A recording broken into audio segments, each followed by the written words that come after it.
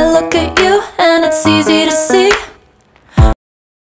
Sri Krishna Govinda Govinda Hare Murari He Nath Narayan Vasudeva। Good morning বন্ধুরা, সকাল সকাল ঠাকুর প্রণাম সেরে একদম বসে পড়েছি। আর এখন একটু টিফিন করে নেব, তারপরে রান্না বান্না সমস্ত কিছুই করব।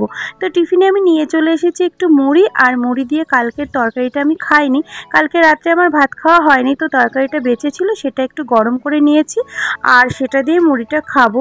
তো মুড়ি দিয়ে আমি সমস্ত রকমের তরকারি খেতে পারি, আমার কোনো অসুবিধা হয় না। আর মুড়ি খেতে আমার খুব ভালোই লাগে, আমার ভাতও ভালো লাগে না, মুড়ি রুটি এগুলোই বেশি পছন্দ করি। তো চলো টিফিনটা সেরে বাদবাকি কাজগুলো করে নেব। থালাটা দেখেই তোমরা বুঝতে পারছো, আলু, পেঁয়াজ, টমেটো, কাঁচা লঙ্কা এগুলো সমস্ত কিছু ছাড়িয়ে ধুয়ে নিয়েছি। আর এগুলো দেখেই তো সবাই বুঝে গেছো, হ্যাঁ আজকে একটু মাটনের রেসিপি হবে। আর অহিনবাবু সকাল সকালই বাজার থেকে মাটন নিয়ে এসেছে, তো 500 মতো মাটন আছে এখানে। আর আমরা যেহেতু 3 জনা, তো আমাদের দুবেলা 500 হয়ে যাবে, ভালো মতো হয়ে যাবে। তো হানি এখন মাটন খেতে খুব পছন্দ করছে, তো তার জন্য ওর পাপা আরও নিয়ে আসলো। তো এদিকে দেখো আলুগুলো ভাজতে শুরু করে দিয়েছি আর ভাতটাও চাপিয়ে দিয়েছি। আর এদিকে মাটনটা চাপিয়ে দিয়ে আমার টুকিটাকি আরও একটু কাজ আছে, তো সেগুলোই করে নেব। মাটনটা বেশ ভালো ছিল আর একটু চর্বিটা কমই এনেছে, আমরা অতটা চর্বি খাইও না যখন আনি আর কি, একটু দেখেই আনি। তো এদিকে মাটনটা আমার একদম কষানো রেডি হয়ে গেছে। আর আমি মাটনটা রেসিপিটা তোমাদের অন্য আরেকদিন শেয়ার করব। আর মাটনের রেসিপিটা আমি খুব সিম্পলভাবে বানাই, কি বলো তো, মানে চিকেনের মতোই মাটনটাকে রান্না করি, মানে মশলাটা একসঙ্গে মাখিয়ে নিই মাংসের সঙ্গে, তারপরে আর কি মাংসটা পুরো কষিয়ে সুন্দরভাবে নেড়েচেড়ে একদম মানে রান্না কমপ্লিট করে তারপর প্রেশার কুকারে চাপিয়ে দিই। আর প্রেশার কুকারে দিয়ে 5 থেকে 6টা সিটি মারলেই একদম আমার মাটন কারিটা একদম রেডি হয়ে যাবে। তোমরা দেখো একদম মানে মাটনটা কষানো কমপ্লিট হয়ে গেছে।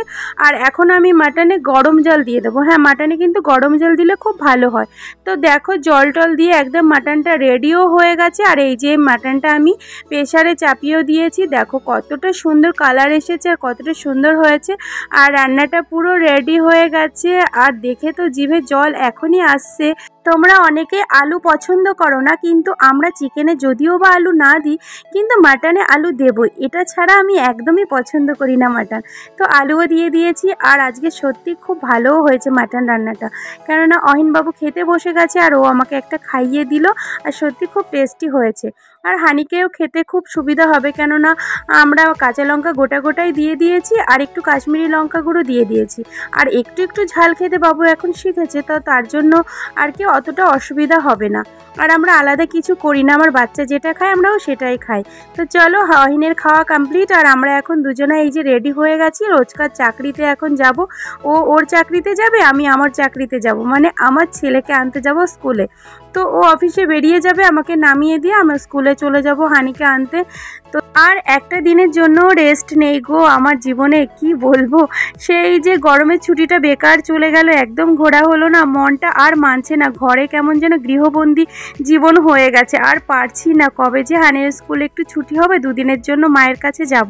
তো চলো দুজনা মিলে বৃষ্টিতে ভিজে ভিজে একদম হাওয়া খেতে খেতে বেরিয়ে পড়লাম।